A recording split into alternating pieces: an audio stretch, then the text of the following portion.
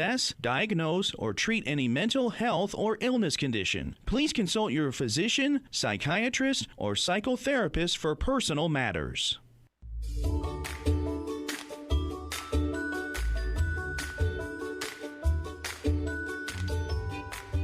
Inner Voice, a heartfelt chat with Dr. Foojan.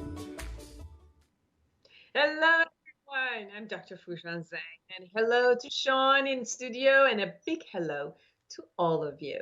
This is a show about what matters most in our life, our mind, thoughts, feelings, actions, relationships, and our fulfillment in this beautiful journey of life. And this show, I will share with you the tip of the week. I will share with you my declaration and how it was last year and what I'm declaring for next year. And I want to hear yours, declaring the best of you. And I will share the latest research about 6 ways that the scientists say you can reboot your brain after a hard year of COVID-19. Then I'll bring you Peter Ruppert. He's the founder and the CEO of iEducation Group, which operates over 75 fusion and future academics for grades 6 to 12 in one student, one teacher classroom environments. That is amazing. But today, we'll actually be talking about his latest book, Limitless, 9 Steps to Launch Your One Extraordinary Life. I'd love to hear from you. Connect with me through my website, foojan.com, and follow my social media and message me with your comments and topics of interest, and especially questions, because in the Ask Me segments, I want to answer any question that you have. But first, here's the tip of the week.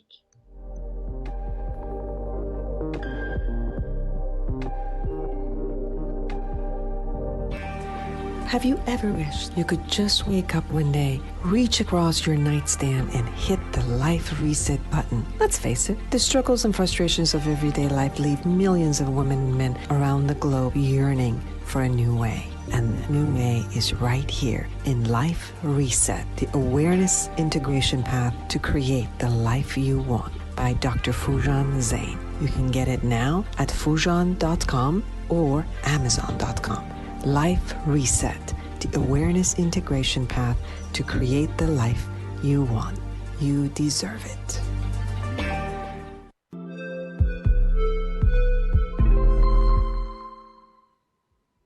Well, here's the tip of the week. I wish you had an amazing year ahead, filled with love and joy. A year in which you experience life fully. Let me share with you how the year went for me. Each year I create a vision for myself to commit to and attain.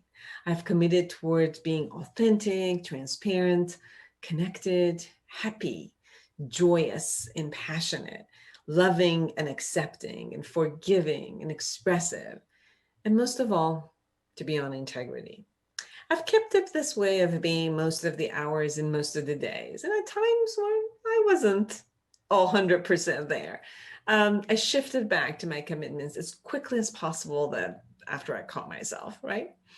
This year has been an interesting one, with the COVID-19 creating more opportunity for me to actually see clients and even socialize online. Although it's different when I don't sit beside another person to feel their presence, I had to gain the expertise to be fully present with each and every one via Zoom or FaceTime. I decided to close my Beverly Hills office and just be in the Orange County and only have my office in San Clemente, and mostly see clients online. So it's interesting. I miss being in people's presence, and yet truly enjoy the comfort of my home while I see people online. The lack of the traffic from my bedroom to the kitchen to my home office is delightful. The ability to hop to the kitchen for a snack during the day and chat with my husband during my break is a blessing.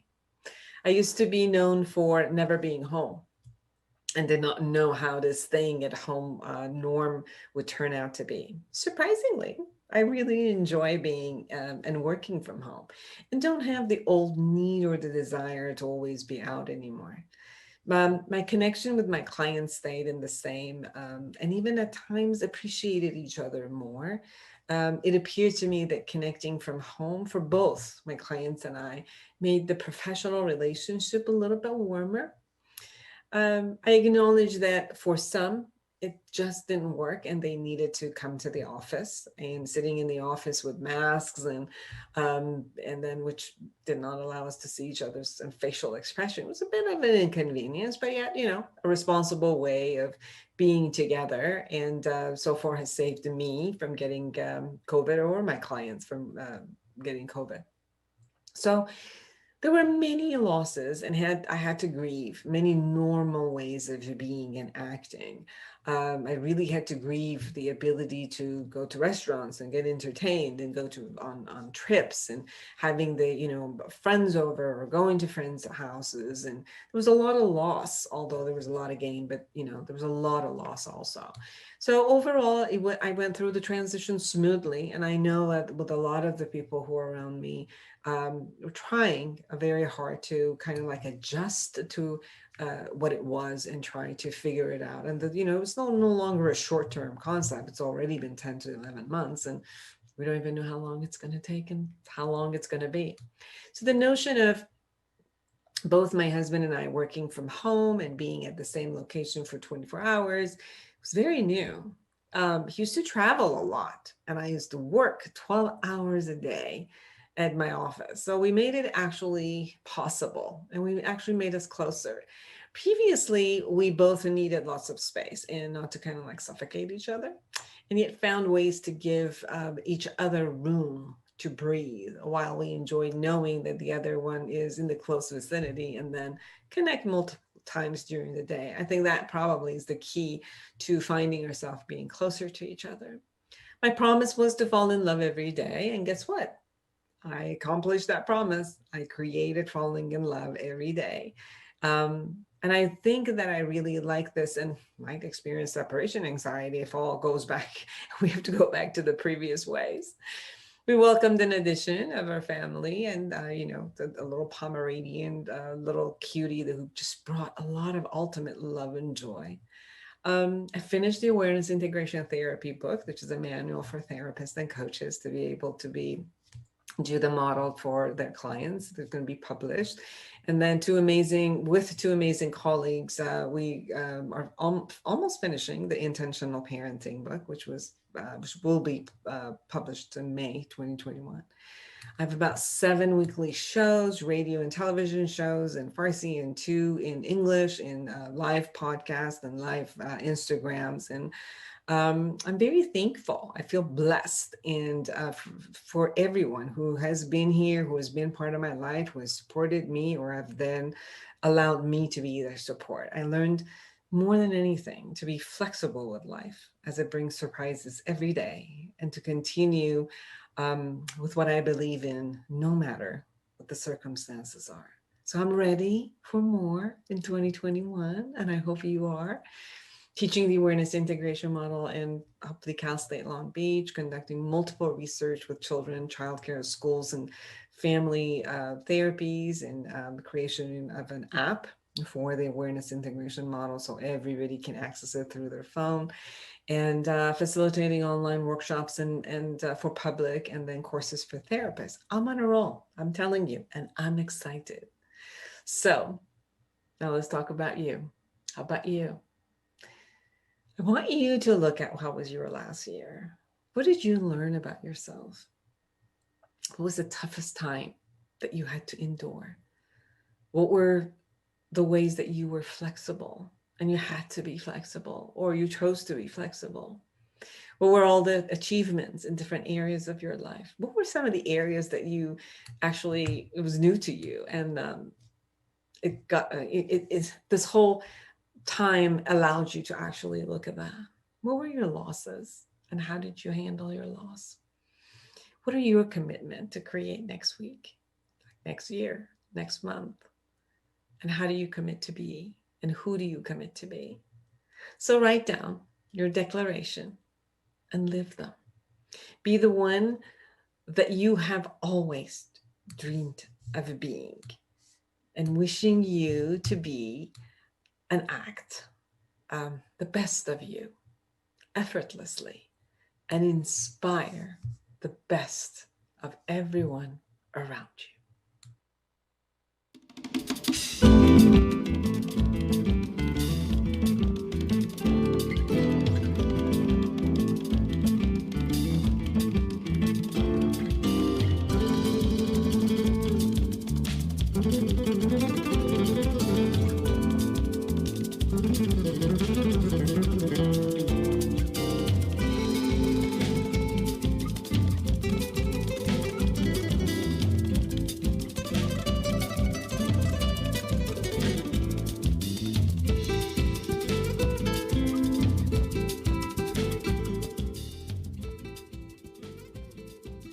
Hey, this is the latest research. 6 ways to reboot your brain after a hard year of COVID-19. Neuroscientists present 6 scientifically proven ways to help improve brain and mental health, presented in The Conversation and neurosciencenews.com. There's no doubt that 2020 was difficult for everyone and tragic for many. But now vaccines against COVID-19 are finally being administered, giving a much needed hope of the return to normality and a happy 2021. However, months of anxiety and grief and loneliness can easily create a spiral of negativity that is hard to break out of. That's because chronic stress changes the brain. And sometimes when we're low, we have no interest in doing the things that could actually make us feel better. So to enjoy our lives in the 2021, we need to snap out of destructive habits and get our energy levels back. In some cases, that may initially mean forcing yourself to do things that will gradually make you feel better. If you're experiencing more severe symptoms, however, you may want to speak to a professional about therapy or medication. Here are 6 evidence-based ways to change your brain for the better.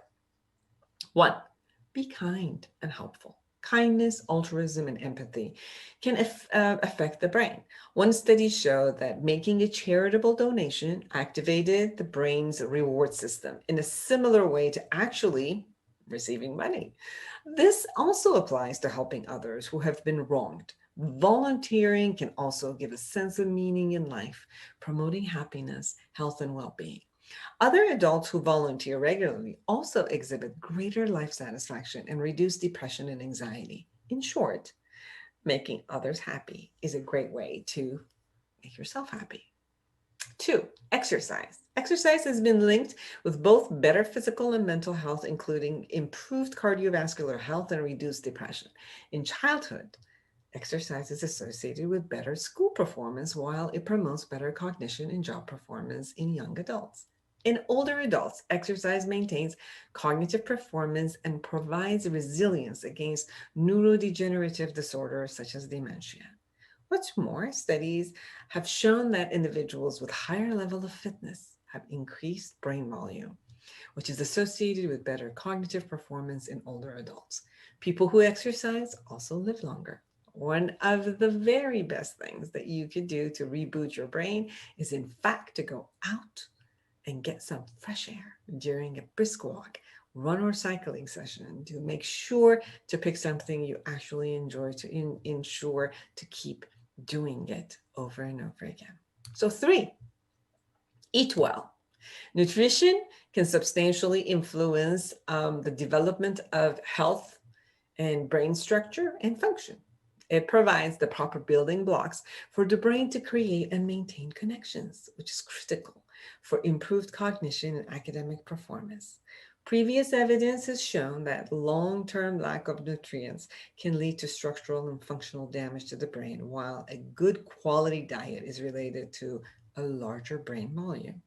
One study of 20,000 participants from UK showed that a higher intake of cereal was associated with long-term beneficial effects of increased volume of gray matter. Hey, cereal, good.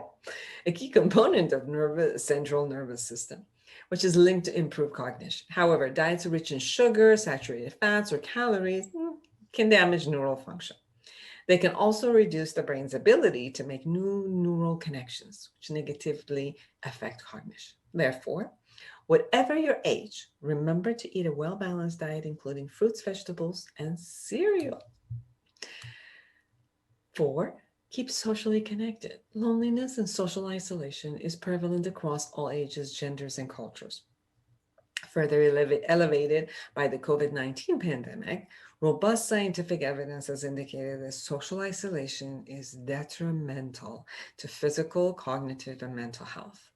One recent study showed that there were negative effects of COVID-19 isolation on emotional cognition, but that this effect was smaller in those that stayed connected with others during lockdown. Developing social connections and alleviating loneliness is also associated with decreased risk of mortality as well as range of illness. So therefore, loneliness and social isolation are increasingly recognized as critical public health issues, which require effective interventions and social interaction, is associated with positive feelings and increased activation in the brain's reward system. So in 2021, be sure to keep up with family and friends, but also expand your horizon and make some new connections.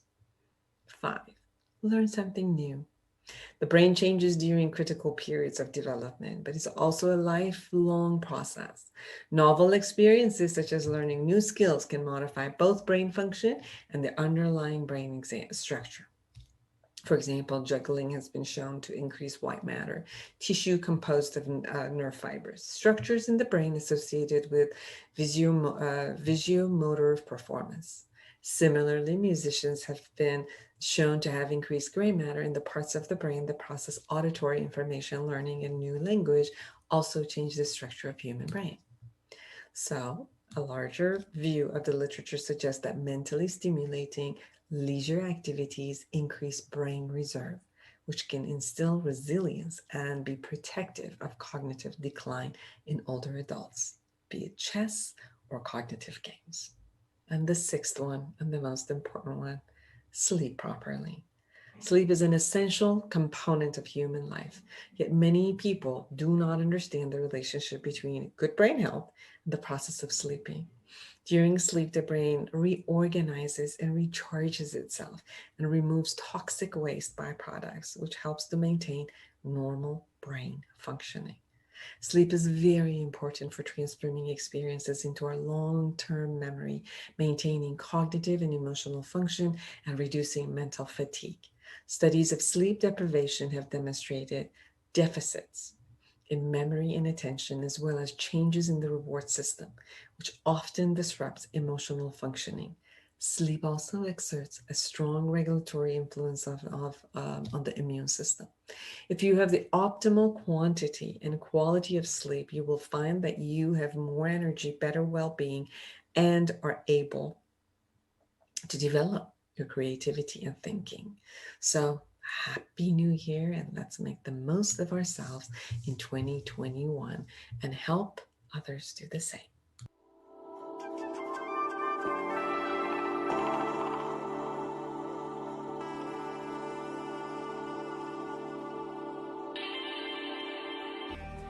Have you ever wished you could just wake up one day, reach across your nightstand, and hit the life reset button? Let's face it, the struggles and frustrations of everyday life leave millions of women and men around the globe yearning for a new way. And the new way is right here in Life Reset, the awareness integration path to create the life you want, by Dr. Foojan Zeine. You can get it now at foojan.com or amazon.com. Life Reset, the awareness integration path to create the life you want. You deserve it.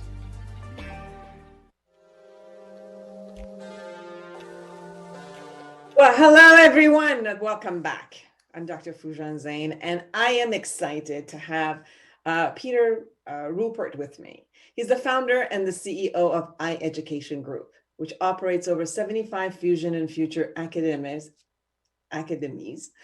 for grades 6 to 12 in one student, one teacher classroom environment. Isn't that amazing? A 20-year veteran of the education industry, he's opened over 100 schools and acquired more than 25 others.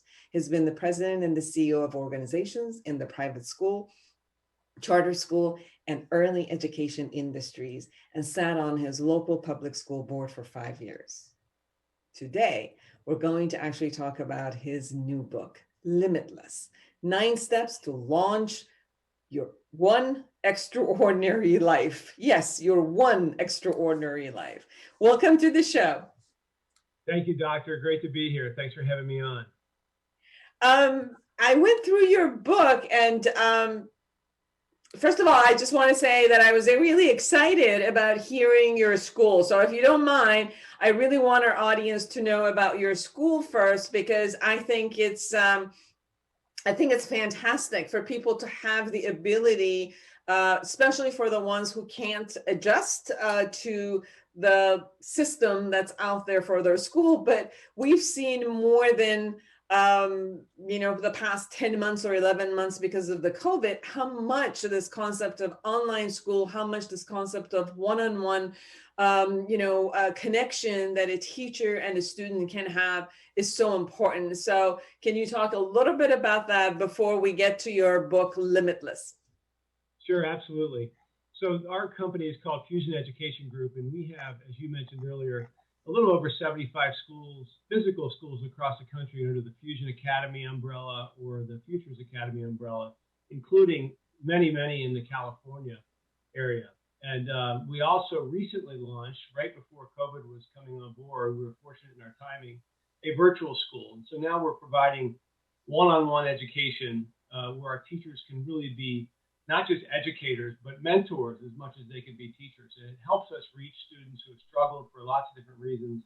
But oftentimes, as we all know, there are social or emotional challenges that students are facing that end up impacting their ability to be successful academically. And so both our physical schools and our virtual schools are set up in a way that it's a one-to-one environment where every class is taught one teacher, one student. Now you have different teachers for each subject. You might have a history teacher, a math teacher, et cetera.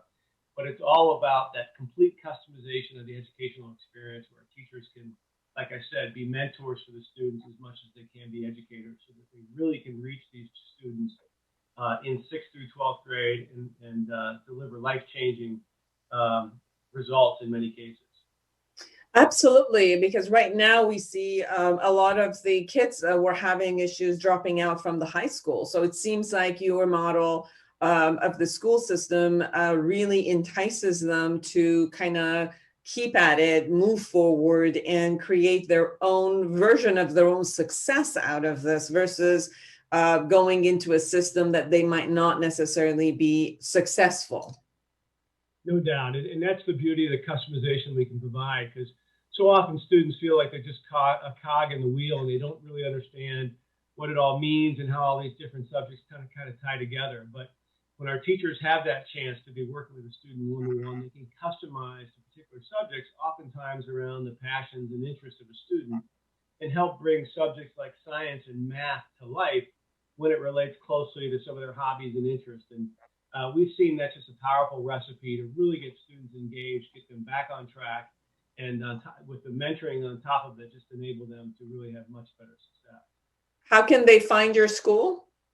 You can find us at FoojanAcademy.com or futures.edu are the two websites we can access.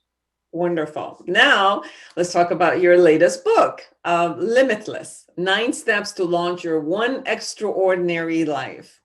So you start with the most important aspect, which I know as a therapist, which is winning the battle in your head. You talk about reframing the negative to the positive and toward a growth mindset. You share about choosing positivity, and then you go through systematic, step by step, which I really like. Your book is great in a way that people can, it's simply written specifically, and then gives you a list, and then gives you a homework, and gives you, you also share about you and your ups and downs and how you could have looked at it. And then, depending on how you would perceive it and put a meaning toward it, it would either, kind of like put you down or move you forward. Can you share a bit about that, please? Yeah, absolutely. Well, my objective in writing the book was thinking back to when I was in my 20s and 30s and quote unquote trying to figure it all out, and so many younger folks today are in that same situation. And for me, I would often look at a successful person and say, oh my gosh, well, that person has always been successful. They never had the challenges that I face or others have faced. And that's why they sit in that chair. But as I researched successful people for my own benefit early on, I started to realize these common themes that seem to coincide with each one of these successful people I was studying. And so I tried to then take that, I used it as a inspirational piece for me, where I jotted down these 9 steps and put it in my briefcase and used it as a constant reminder in my career as I charged ahead to try and get to the next level of success. And that so benefited me. I then printed it out and called it Traits of a Champion and stuck it on my kids' bathroom mirror when they got into middle school, and thinking that they'd much rather read it than hear it from their old man. And it was helpful for them as well. And I've got so many encouraging comments from folks to turn it into a book. And that began the process years ago. But the whole idea was there's enough 350-page self-help books out there. I wanted to make it crisp. I wanted to make it powerful. I wanted to bring stories to life. And I wanted to create a lot more places that people can go to get more research from the true experts on each one of these steps. And all in all, it's less than 150 pages, but yet hard-hitting, and it's a document that people can refer back to time and time again as they get stuck or as they're trying to figure out their own path. Absolutely. It certainly is crisp and it's to the point. It's lean, but it's got good protein. Like, that's what it is. It's lean, but and really has a high level of nutrition in it. We talk about choosing positivity, listing positive thoughts, learning the art of reframing, and you even bring examples of that. Realizing, this one I love, is realizing that you're not alone, because sometimes, this illusion that we're alone and this is only happening to me and poor me, and the victimization really gets us and holds us back. You talk about not letting the past define us. And then this other one that I really loved was dwelling on your daily activities, because sometimes when we, throughout the day, at the end of the night, when we're looking at it, we sometimes, our brain goes into, oh, this didn't work out, or I shouldn't have that, or this person did this to me, or I don't like this. But then, the concept of training ourselves to look at every single, day and looking at, there were 10 things that didn't work out, but look at all the things that it worked out. Look at all the things that I did. And I think that's so important from the reframing factor. Yeah, there's no doubt about it. And some people grow up in really difficult circumstances, right? Where they're told by their parents or told by their friends or told by peers in school that how they're not good enough and how they stink or how they're ugly or will never be successful. And we start to internalize those thoughts. And the reality is there's so many successful people, huge successes, well beyond what I've ever done or anything like that, had those same kind of experiences, and they found their way around it. I think it starts with realizing that what's happened in the past, what other people have told you, don't have to be fact about your future. But if we don't break away from the past, if we don't break away from that negativity, we start to believe that. And the power of that book, that first step is winning the battle in your head, is about that negative and positive conversations you have with yourself. And the folks who become successful find a way to get that positive conversation with themselves, that boosting spirit to help carry them away. And those little tips I talk about in the book, writing down your daily victories, even when they're small, reminding yourselves of all the things you've accomplished, and building on those is how we win. Because that's how we overcome the negative noise that we all have in our heads every day. Yes.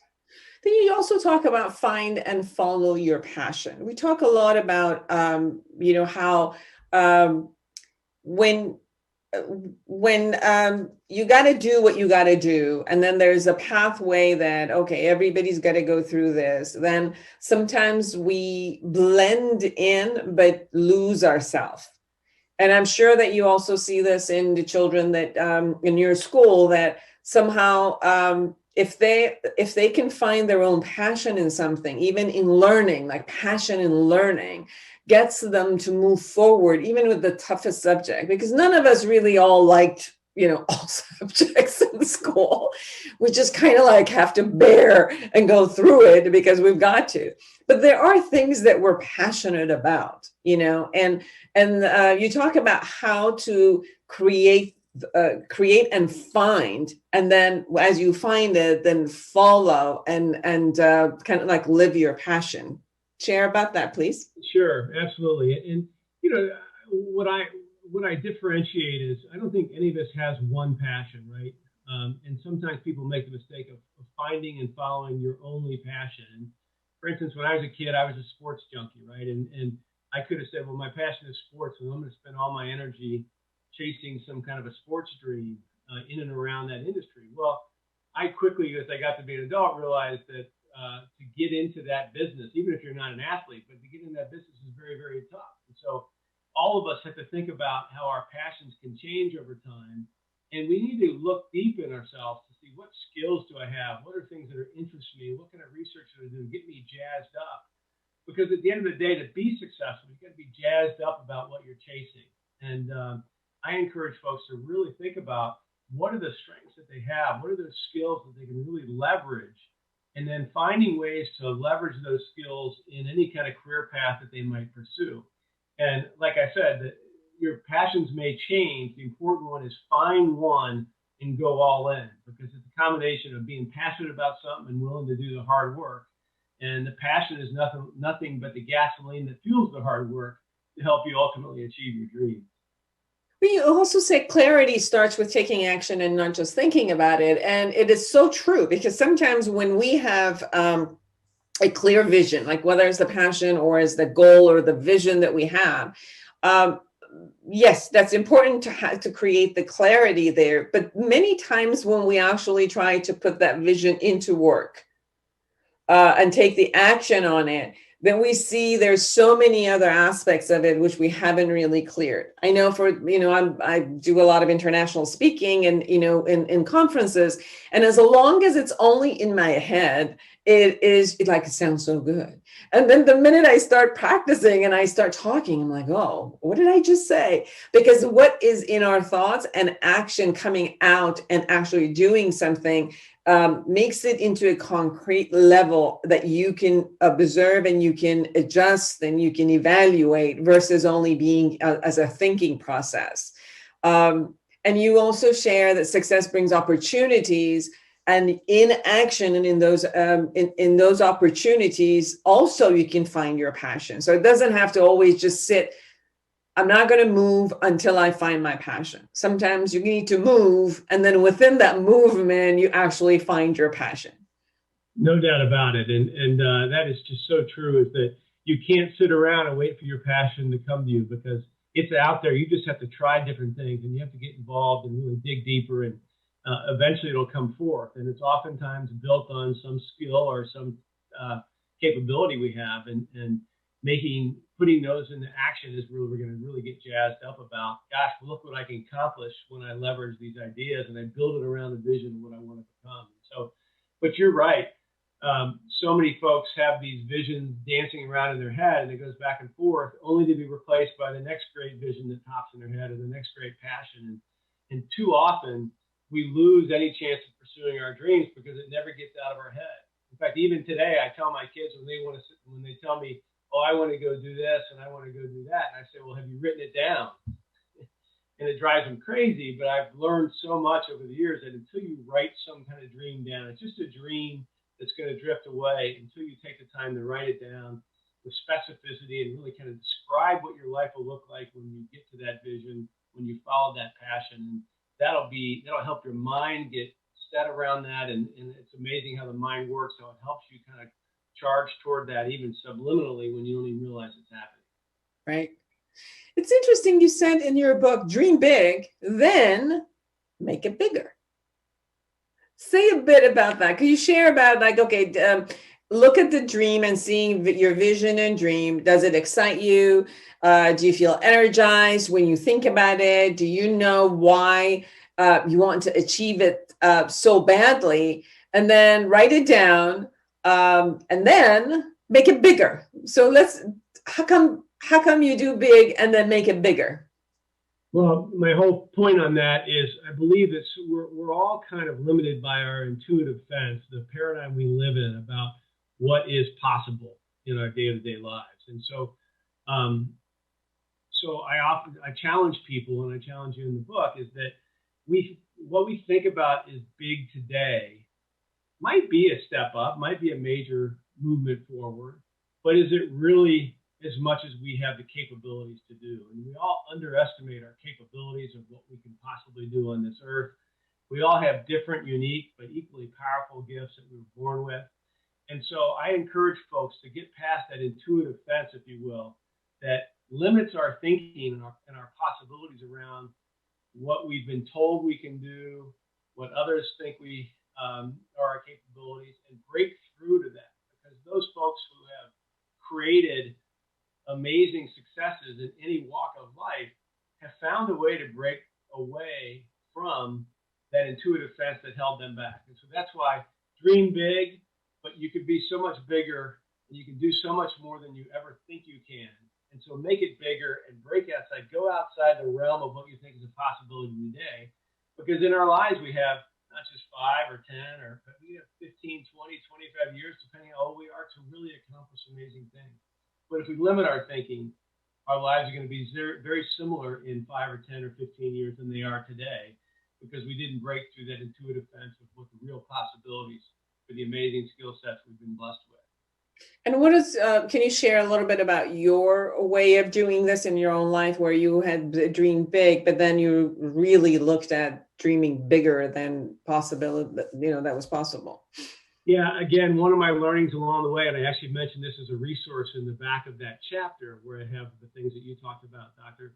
I saw a video about 25 years ago about the power of vision. And it's by a gentleman by the name of Joel Barker. If you ever get your hands on that video, you can hear about it. And in that, for the first time in my life, I realized about how important it is and how powerful it is when we start thinking. But he talked about several different companies and several different people who created this vision that was much bigger than wherever they were. And a great example was the Toyota Motor Company. Well, we now know that as one of the biggest, if not the biggest, auto manufacturer in the world. But back in the late 40s, early 50s, when Toyota was just kind of coming out of World War II and just kind of restarting, they said a big statement that says, we're going to be not just the best automaker in the world someday, but the biggest. And at that time, it was just a tiny little Japanese company with bad quality and everything else. And we all know what's happened to that over the years. But classic example. And for me, in my own personal experiences, when we started this business, when I raised the money, the capital to start what is today Foojan Education Group 15 years ago, shortly after we started, we didn't have any schools. We were trying to find different partnerships with schools that we could create and eventually replicate. And so we put a big sign on our front door in our lobby that says, our vision is to someday have more than 100 schools across the country. Well, at that time, people would kind of come in and smirk because there's only 2 or 3 of us in our office, and say, kind of laugh under their breath about, what are you thinking? Well, today we're close to 80, and there's no doubt in my mind we'll someday go past the 100 school mark. So in retrospect, it looks easy, but when you're starting something out, if I had just said, hey, we want to be successful or get a couple of schools, I'm sure there's no doubt we'd be at 2 or 3 schools today and we'd be successful. But that idea of setting that big vision and and talking about it and writing it down and seeing it every day, it's just so powerful, not just for organizations, but more importantly for us as individuals.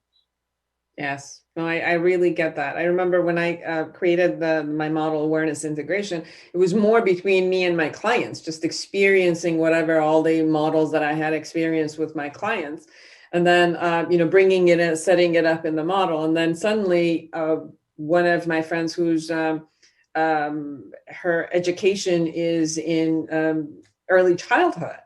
And we were sitting down and I said, people usually go back like they're 25, 30. They've built all of their belief systems. They've created everything. And then they look back and they got to clean up. And some of what the model does is cleaning up. And I said, I wish that, children could have this tool where they could, they don't have to handle all these traumas and emotions, which, holds them down, and they get caught in these belief systems, which they can't. I wish we could create a proactive system that goes, from up front. And she says, this is what I want to do. I want to create a daycare, and let's do your model in the daycare. And we've done 6 years already, and we've done amazing research. And it seems like, wow, when you bring something, and then from there, we did a study in Cal State Long Beach with the students, and then amazing results of minimizing 68% of depression. As the college students have the highest level of depression and suicide right up freshmen coming up. So it was like suddenly, talking to another group took it to a whole different level, which then became an educational model also, not only a psychotherapy model, not a clinical model, but now it's like then the self-help model, then an educational model.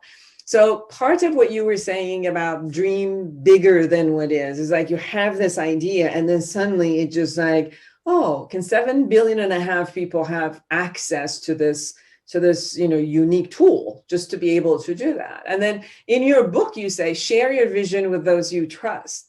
And this is something that has happened overly and overly with me, where when it's in my mind, it can only land so far because of my own limitations. And then when I have shared it, with different people who come up with a different aspect of it, suddenly it just moves to a whole different layer. Not only that it comes out of my mouth and creates existence, suddenly it just takes its own kind of lever. And I'm hearing the same thing as, you have an idea about schools should be another way. And you've been in the school system for so many years, but then coming up with ideas with other people. And then suddenly it just moves beyond just what you had a vision of. So true. And telling other people about it is oftentimes the first step, because that's when you're totally committed, right? When you're willing to share your dreams or your vision with someone else, that's that first step of saying I'm in, right? Because it's easy to kind of hide behind. It's easy to let it slip away. When it's just in our mind, it's only ourselves who know about it. We've got the positive voice and the negative voice telling us we can or can't do it, but we don't go past that sphere. It won't happen. I'll just bet time and time again that it just won't happen. But when we write it down, when we talk to other people about it, when we try and get champions, another part of my book, when we try and get partners who can help support us along the way and join us in our crusade or whatever it is to achieve our dreams, that's when it really takes off. And I think you're absolutely right that until you're willing to talk about it, it just bounces around and will rarely materialize. Yeah. A whole chapter is set up for failure. And it's even called Fail Often, and to have the courage to fail.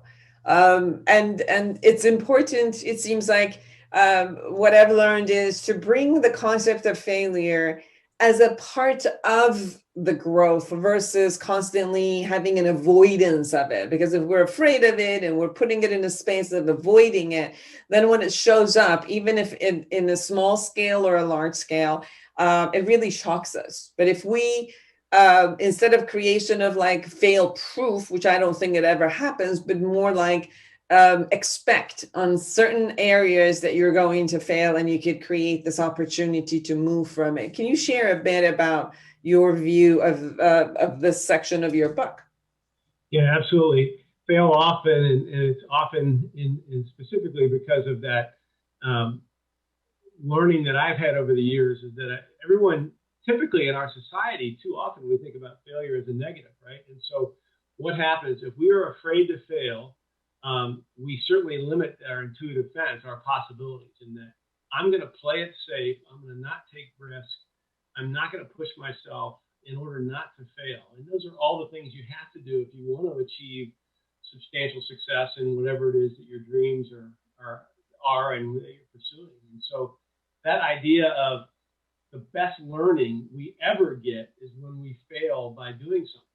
And hopefully we're smart about our failures. We're not just randomly doing dumb things to ensure we're going to fail, but it's that idea of pushing the limits in any endeavor is going to, if we are indeed pushing the limits, then inevitably we're going to stumble, we're going to fall. And the important thing is getting back up and learning from it and then course correcting, et cetera, to make sure we do it. But show me a person who hasn't failed, I'll show you a person who's never really grown and never really been able to achieve their real dreams because they're hiding behind the fact that, oh, aren't I perfect? Well, you're really perfect in doing things in your life that you're currently living and a part of. Yes, and you share that being courageous to move out of your comfort zone, because if you're not failing, it might appear that you're playing small. So if you ever wanted to play big, and you said dream big and even bigger, if you were going to play big, you could not face the failure at one point in the system, and then learning and moving forward with it. And I think the expectation of I'm going to start a vision, and then, from here on, it's just going to go this way all the time. It's a fantasy. So thinking that I'm going to start, and then, I'm going to go here, and then, go down, and then again, and each phase has to be a different learning. Like, I remember having different practices or different businesses, and I had a large clinic, and it was more like, okay, there's a mindset of starting something, and then there's a mindset that goes from like a startup mom and pop business to the next level. And if I did, it's almost like I had to find myself to the edge and then fail at it, and then know that I had to learn new skills. I either had to let it go or create a new skill at that moment. So I can look at it as a failure, or it was like, okay, it was success until it met the wall of that phase. And then, the same skill was not going to just pull through for the next level. Right. So I had to face the wall, and sometimes like smash it with my nose, and now what do I do? Like, do I say goodbye to it, or do I actually learn the next level of skill to move forward? And I'm sure you've had that with your businesses, moving forward and going from one level to the next level. Yeah, there's no doubt about it. And I mean, that's exactly right. In my history, just a year after I started this business, this organization, one of our two investors that represented 50% of the financial backing we had pulled out because they didn't believe we had the right strategy. They didn't think we were going in the right direction, and they weren't confident we would ultimately be a success. So, wow, I mean, it would have been easy to fold up the tent then and say, okay, we're not going to be good enough.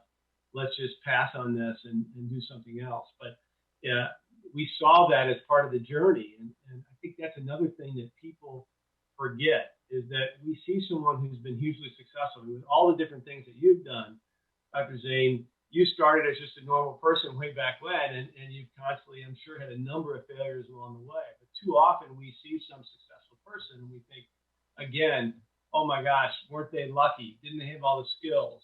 And we think, and then when we start to peel back the onion on their life or their career or whatever it is, we realize oftentimes the amazingly challenging upbringing they had, or the negative family environment, or the tough school environment they had with peers, or all the business challenges or organizational challenges as they climbed the mountain to success. And certainly what they had was lots of failures, sometimes even huge failures.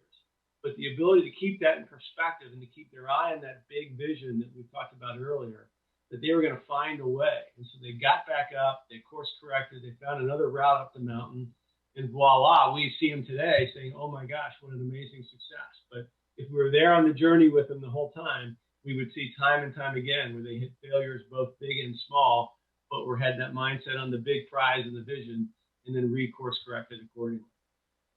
And what was your mindset? Because again, going back to your book, and I want to hear from you about the part of your own courageousness. You say practice courageousness and know your value, and then surround yourself with courageous people, and be kind of like accountable to yourself. So and I'm sure, as 2021 is coming up, now we're here with the beginning week. And people are setting up goals and all of that. They might also look at 2020, which could have been a year of hardship for many people. And that they would have to kind of like get the energy to get up again and say, okay, we're going to have a new future. It's a new year. I'm going to create new. What kind of a mindset do you suggest? And you went through an experience to, okay, I fail. I have all these obstacles in front of me. And now, how do I get up? How do I create that courage inside of me to get up and move forward?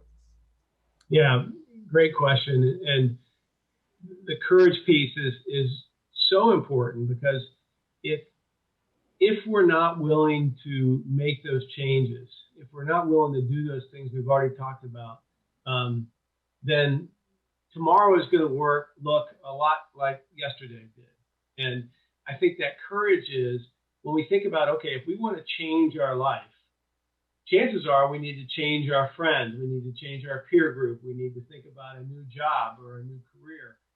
And that's all big change. And most people say, oh, I want to change my life, but I don't want to do the work or make some of these difficult changes. And I've read a number of times, and I'm sure you have too, but you're the average. They say that the adage is you're the average of the 10 people you spend the most time with. And sometimes our friend groups are not people to hold us up and promote us and help us achieve our dreams. They're more apt to hold you back. And sometimes we have to go find new friends and new peer groups and seek champions who are going to help boost us versus pull us back. And a lot of times breaking free from what we've always done, and it requires that kind of courage to say, I'm going to be willing to break away from my past to go do new things or to find new friends or to go find a mentor or champion who I can trust, who's going to help me along the way and help me get back up when I fall. Because otherwise, like I said, we end up kind of repeating the past and we end up living the same life we've lived to date, and our dreams kind of dissipate. Yes. You also share a very good point, which is never to give up, but know when to pivot. It's like you can hold the space and constantly move at it, grow and learn and all of that. But there's also a place in us which at one point we know when to quit and take our energy and move it somewhere else.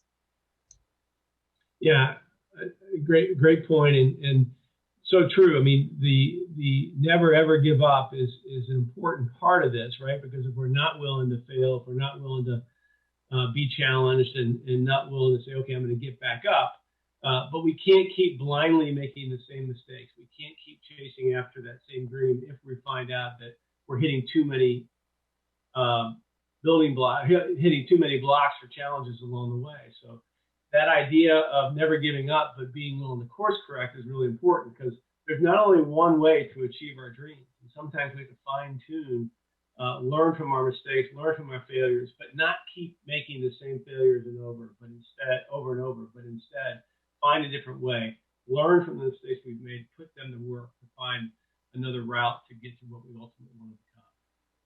In 1 minute, if there's anything we haven't touched upon in your book, in your own experiences that you really want our listeners and viewers to know, what would that be? Well, I think we've touched on a few of those. The importance about winning the battle in your head and really focusing on all the positive things that are happening in your life and all the positive attributes you have. We talked a lot about that big vision and then make it bigger, setting those big dreams and then making them bigger. But I think the thing we haven't touched much on today, which is really finding a champion or champions. I've been blessed with a couple of champions who are older that had kind of I admired, who I reached out to and said, hey, here's what I'm dreaming of doing. Here's my vision. I don't know how to get there. Would you be willing to help and kind of be a mentor or a partner or a champion for me in my quest? And almost always folks are willing to help in any way they can when someone's looking for a little aid or assistance. And then it can also be a different peer group. I've been in this organization called Young Presidents Organization for a long time. And the group I meet with once every month or two have been fantastic champions for me to help me bounce ideas off, to help pick me up when I've been struggling, to encourage me. It's hard to do it alone. And so that's why that idea of finding champions at chapter 4, I believe, is so important, because if you're going to go achieve your dreams and make your vision come to life, it's important to have partners with it. Otherwise, it's a lonely endeavor. And I just encourage folks to be thinking about those champions as well. That is so important, because I think that each one of us are maybe great at one thing, but in order to succeed in a vision or a business or, an aspiration when you have, and you're trying to play big, you're not going to be great at everything. And I think to create those champions and bring people around and ask questions and even, partner up with people who know the other aspects of this. You can bring your piece into it and then, collect let's say, the jewel of the wisdom and experience of so many people who can bring something and take it to another level, where with just, my background or my experience could only go to one level, but as it adds to everything else of the jewels that other people have, then suddenly the concept you said, dream big, but then make it bigger, it can really go to the next level for you. Yeah, there's no doubt. It took me a while to realize that. I was 10 or 12 or 15 years into my career thinking I knew it all. I had the answers. And it wasn't until I had some major roadblocks and some failures that I realized, you know what, you don't know it all. And it's good to surround yourself with champions and others who can help you. Just so important. Yes. Well, everyone, please go. Another part of your end of your book, it says, go read. And I'm letting all of you know, go read Limitless. 9 steps to launch your one extraordinary life. Peter Ruppert, thank you so much for joining me. And you can go to peterruppert.com to learn more about Peter Ruppert and Limitless. Thank you so much for joining me. Thank you so much. And just a reminder to your watchers, it's peteruppert.com, not Peter Ruppert. So peteruppert.com, you can find all kinds of information about the book, etc. But Dr. Zeine, thank you so much, and appreciate all you do for so many people. Keep up your great work. Thank you. And for all of you who are out there, Happy New Year. Create an amazing life for yourself and everyone around you. And until next week, bye-bye.